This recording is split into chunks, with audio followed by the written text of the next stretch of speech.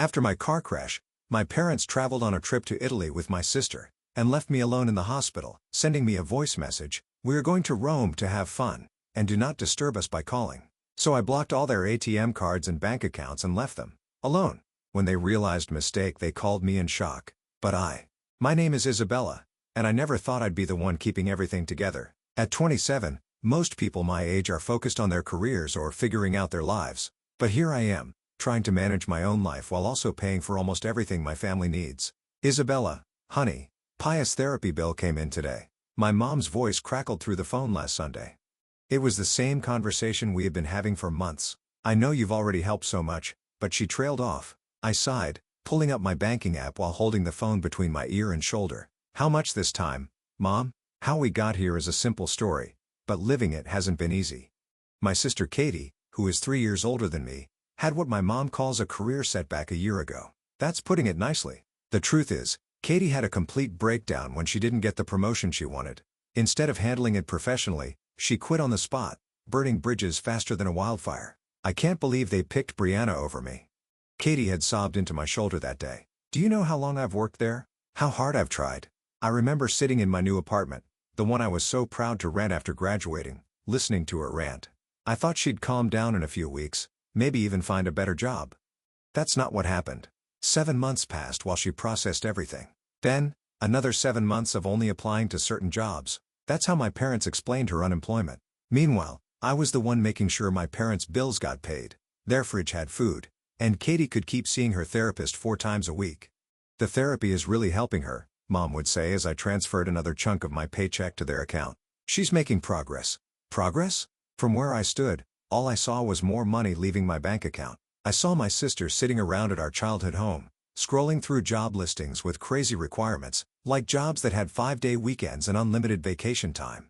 Meanwhile, I was working overtime at my marketing job, taking on extra clients, and barely having time to breathe. This past year has been exhausting for all of us. I could see the stress on my parents too. Mom's face had more worry lines, and Dad's shoulders slumped lower every time Katie turned down another job for not being good enough. Looking at my tired parents, I knew we all needed something good to look forward to.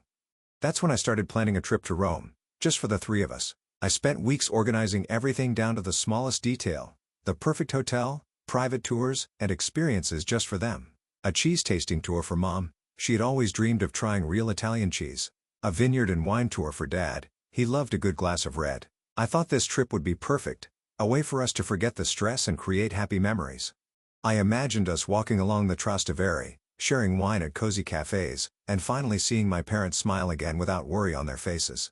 But life can change in a second. One moment, I was driving to meet a client, thinking about my presentation and our trip the next day.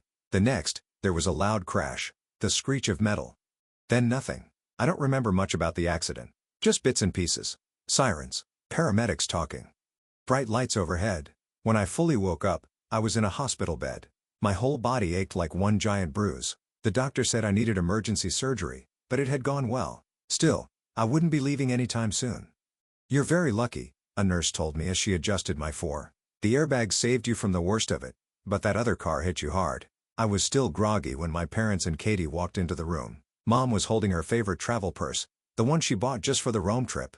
Seeing it made my stomach drop. "I'm so sorry," I said, my voice scratchy from the breathing tube. "We'll have to postpone the trip. Don't worry, I'll cancel everything today, and we can go when I'm better." I expected them to be understanding, maybe even a little disappointed but still supportive. But what happened next? I wasn't ready for. Instead of comfort, my mom spoke in an oddly calm voice. "Oh, there's no need to cancel anything, honey." I blinked, sure that the painkillers were making me hear things wrong. "What?" "Your dad and I have been talking," she said, adjusting her purse strap. "We think we should still go. You can rest here, and we'll take Katie with us instead." Her words hit me harder than the car that crashed into me. I stared at them, waiting for someone to say it was a joke. "Katie's been through a lot this year," Mom added, patting my sister's shoulder. "She really needs this break too." Katie stepped forward. "You were supposed to watch the house while we were gone," she said. "Since you can't, you'll need to hire someone. Make sure they're reliable." I lay there, my mouth open, unable to speak. This couldn't be real.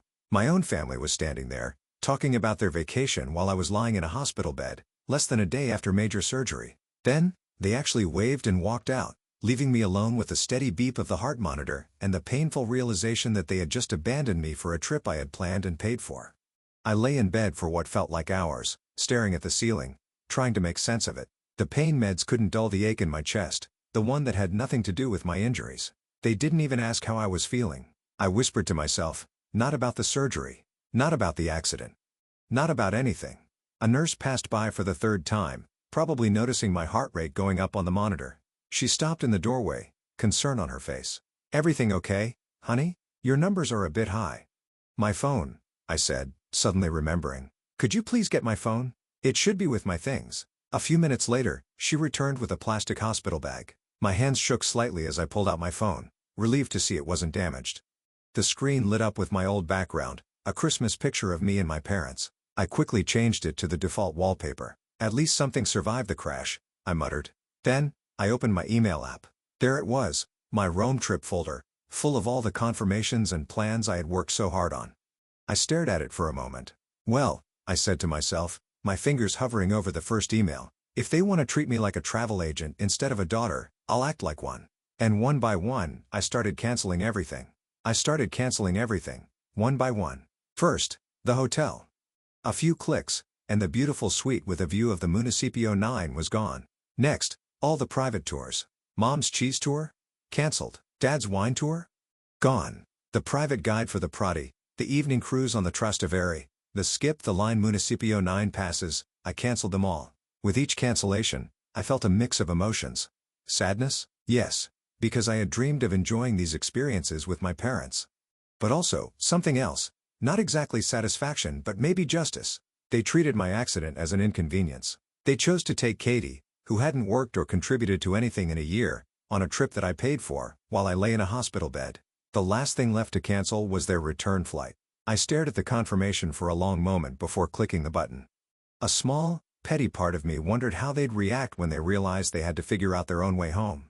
Once everything was canceled, I put my phone on silent, placed it face down on the bedside table, and closed my eyes. They'd figure it out soon enough. Maybe somewhere over the Atlantic, they'd realize that actions have consequences, even in families. Maybe when they landed in Rome with no hotel, no tours, and no flight home, they'd finally understand what it feels like to be abandoned and left to figure things out alone.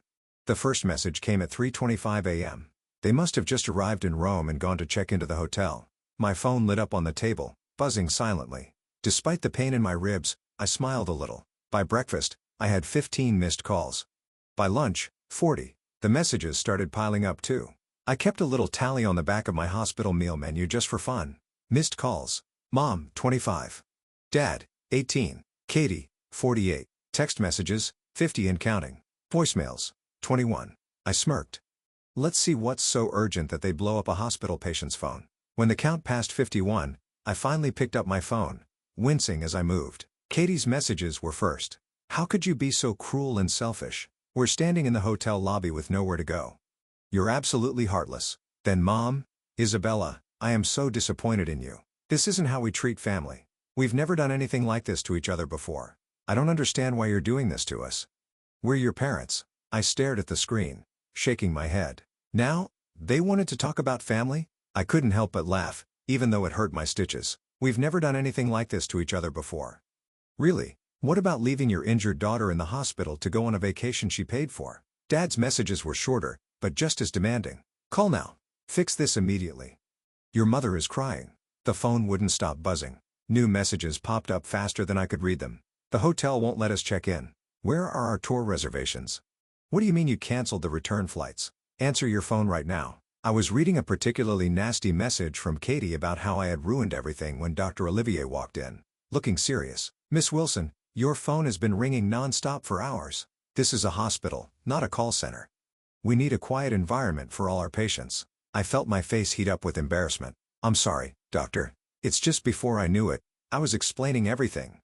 The accident, the Rome trip I had planned, how my family reacted, and how I canceled everything." He listened carefully, his expression growing more and more concerned. Then my phone rang again. My mom's name flashed on the screen. Without hesitation, Dr. Olivier picked it up. "Hello, this is Dr. Olivier from Memorial Hospital. I need to ask you to stop calling. Your daughter needs rest and is about to have a second surgery." Even from across the room, I could hear Mom's sharp voice through the speaker. I don't care about any operation. Put my daughter on the phone right now. She needs to fix what she did to us. Doctor. Olivier's face shifted. First shock, then disbelief, then anger. Without another word, he hung up. I'll be keeping this until after your surgery, he said firmly, slipping my phone into his pocket. You need to focus on healing, not dealing with this. For the next few days, everything was a blur of pain meds and sleep. Without my phone, I had no idea what was happening with my family in Rome. But honestly, the silence was healing in its own way. But life has a funny way of surprising you. Knock, knock. On my 4th day after surgery, Corinne from marketing peeked into my room. We brought contraband, she whispered with a grin. She and Nick from accounting sneaked in real coffee from the cafe down the street. The next day, Brittany and James from my team showed up with magazines and office gossip. The day after that, my cousin Mary, who I hadn't seen in months, came by with homemade soup. We've got a schedule worked out, Brittany said, holding up a color-coded spreadsheet on her tablet. Someone from the office will stop by every day. We can't have our best project manager getting lonely. For the first time in a long time, I felt cared for. I felt tears fill my eyes. You guys didn't have to do this. Oh, please. James waved off my protest. After all the times you've helped us out, this is nothing. Even my boss, Mr. Ryan, had called the hospital himself. Isabella, don't worry about a thing, he said in his usual gruff voice, though it sounded softer than usual. The accident happened during work hours, so our insurance covers you. You'll get a good payout. It should help with your recovery and more. On my 5th day without my phone, Dr. Olivier returned and placed it on my bedside table. I think you're strong enough to handle this now, he said, but I'd understand if you wanted to leave it off a little longer. I picked it up with shaking hands. Over 125 missed calls, countless texts, dozens of voicemails. I started reading from the beginning, watching how their messages changed over time. The first ones were pleading. Isabella, you have to understand our side. We're family. We can work this out. Then came the guilt trips. How could you embarrass us like this? We don't deserve this treatment. And finally, the anger. You won't believe the dump we're staying in, Katie wrote. There are bedbugs. Dad's sleeping on a cot. We hear gunshots at night. Mom's messages were just as dramatic. We can barely afford food. We're eating from street vendors like homeless people. We haven't gone on a single tour or seen anything properly. Is this what you wanted? To make your parents suffer? The latest message was a demand for return tickets home, followed by multiple threats about what would happen if I didn't fix things immediately. I sighed and placed the phone face down on the table, just as another knock came at my door. It was Sophie from HR, holding a deck of cards and a bag of cookies she had smuggled in. Ready to learn poker? She asked with a grin. I looked at her, then at my phone, and I made a choice.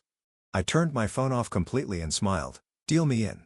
I was actually having a good day when they burst in. My physical therapist had just finished our session, and I felt proud of myself. I had managed to walk a few steps on my own.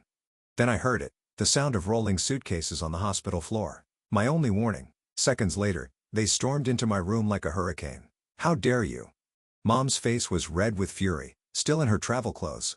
How dare you do this to us? Right behind her, Katie dragged her designer suitcase, eyes blazing. The suitcase Katie was dragging? I had bought it for her last Christmas. Dad stood in the doorway, looking both angry and embarrassed. Nurse Kate, who had been adjusting my four, quickly stepped between them and my bed. Lower your voices. This is a hospital, not a circus tent. But they didn't listen. 3 weeks of frustration exploded out of Katie like a burst dam. She's fine here. Katie threw her hands up, motioning around my private hospital room. Look at her, lying in a clean bed, getting 3 meals a day, while we suffered. Something inside me snapped. Maybe it was the painkillers giving me courage, or maybe I had finally had enough. Suffered. My voice was quiet, but sharp. Let's talk about suffering, shall we? The room fell silent.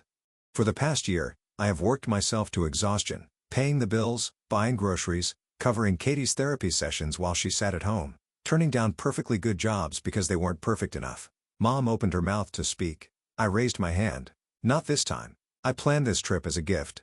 I spent months organizing everything. I paid for it all with my own money. Then I got into a serious accident, needed emergency surgery, and what did you do? Did you ask how I was feeling? Did you care if I was okay? No. You took Katie, the person who hasn't contributed a single penny to this family in over a year, on my vacation while I lay in a hospital bed. I could see the first flickers of shame on Mom's face, but it didn't last long. You can afford to go to Rome anytime, she snapped. This might have been our only chance. Then Katie, my own sister, delivered the final blow. Besides, you might have been left disabled after the accident. Then you definitely would have canceled everything. That's why I convinced Mom and Dad we should go while everything was still paid for. The room went dead silent. Even Mom looked shocked. My fingers trembled as I reached for the call button. The speaker crackled. "Security, please. I need 4 people escorted out of my room, and I want them added to the restricted visitors list." "Isabella, don't you dare," Mom started, but it was too late. 3 security guards stepped into the room.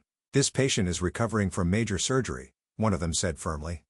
"I'm going to have to ask you to leave." I watched as they were led away. Mom's angry voice echoed down the hall. Dad's silence said everything. Katie's protests faded as they disappeared from sight. The next day, I did something I should have done months ago. I blocked their numbers. All of them. My finger hovered over Dad's contact for a moment longer than the others. But in the end, his silence had been just as painful as their actions. Then, I opened my banking apps. I canceled all the automatic payments I had set up for my family. No more monthly transfers for Katie's therapy. No more paying their utility bills. No more grocery money. I felt lighter, like a weight had been lifted off my shoulders. For the first time in a long time, I could breathe. 3 weeks later, I was discharged from the hospital. When I finally got home, my apartment felt like a sanctuary. My work friends had cleaned it, stocked the fridge, and even put fresh flowers on the kitchen counter. No family drama. No guilt trips. No financial demands. Just peace and quiet. I focused on getting better. I did my physical therapy exercises. I started working remotely. Slowly, life fell into a rhythm. One that didn't revolve around fixing my family's problems. Then, about a month after I left the hospital, my phone buzzed with messages from cousins and family friends. Mom had taken her complaints to Facebook. "My own daughter has abandoned us in our time of need," she wrote. "After everything we've done for her, she has turned her back on her poor, struggling parents. Katie can't find work, bills are piling up, and Isabella won't even return our calls." Some of her friends, who didn't know the truth, jumped in to comfort her. How terrible, after raising such an ungrateful child. Families should always come first. "I'll pray for your daughter to come back to you." I was about to close the app when a new comment popped up. It was from my cousin Mary. "Aunt Linda, are you seriously playing the victim? You left Isabella alone in the hospital after her car accident to go on a vacation she paid for. You took Katie instead of supporting your injured daughter. We all know what really happened." Then, more relatives started commenting. They shared details: how I had supported my parents for a year while Katie refused to work, how I had planned the Rome trip as a gift, how they visited me in the hospital while my own parents were off touring Europe. 3 days later, the post disappeared, but by then, screenshots were already spreading in the family group chat. Mom's plan to make herself the victim had backfired completely. 4 months after the accident, I walked into my office without my cane for the first time. My steps were steady. My head was held high. All the physical therapy had paid off. I was finally back to normal, maybe even stronger than before. I expected a quiet first day back, maybe some small talk by the coffee machine. Instead, I walked in to find my entire team gathered around my desk. A massive cake sat in the middle of the celebration. "Welcome back, Isabella," they all cheered. I walked in, and the cake took my breath away. 3 beautiful tiers of vanilla and chocolate, decorated with fondant flowers. On top, a tiny figurine of a woman standing tall. My eyes filled with tears. "You guys," I started, but I couldn't finish. Corrine pulled me into a gentle hug while Nick started cutting the cake. "Oh, and this came for you," Brittany said, handing me an envelope. It was from the insurance company. I opened it right there, surrounded by my work family, and nearly dropped it when I saw the settlement amount. There were more zeros than I had expected. That night, sitting in my apartment with a piece of leftover cake, I opened my laptop and started browsing travel sites. The same luxury hotel in Rome I had booked before popped up in my search results.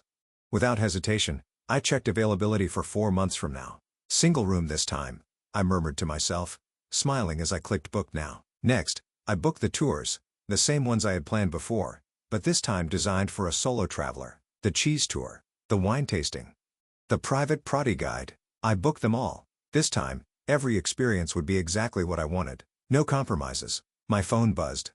Another attempt from my family, a text from Mom, "We miss you." A voicemail from Dad, an email from Katie. Earlier that week, they had even sent expensive flowers to my apartment. I had thrown them straight into the dumpster. The last message was from an unknown number. "Isabella, it's Mom. Please talk to us. We're still family." I deleted it without responding. Turning back to my laptop, I saw the confirmation emails rolling in. Hotel, tours, flights. But this time, seeing them didn't fill me with stress or worry. I wasn't planning for anyone else. I wasn't managing anyone's expectations. I felt nothing but excitement. Moving my laptop aside, I walked to the window and looked out at the city lights. 3 more months, and I'd be walking the streets of Rome, eating at cafes, visiting museums, making memories. My own memories, on my own terms. My phone buzzed again. Another call from an unknown number, undoubtedly another family member. I didn't even look at it. Instead, I closed my laptop and smiled. I opened my photo gallery and deleted the old family pictures I had been holding on to. It was time for new photos, new memories, new adventures. Sometimes, the family you choose, friends, co-workers, and kind strangers who become more than strangers, matters more than the family you're born into. I had learned that the hard way. But standing there planning my solo trip, I knew one thing for sure: I would never forget it.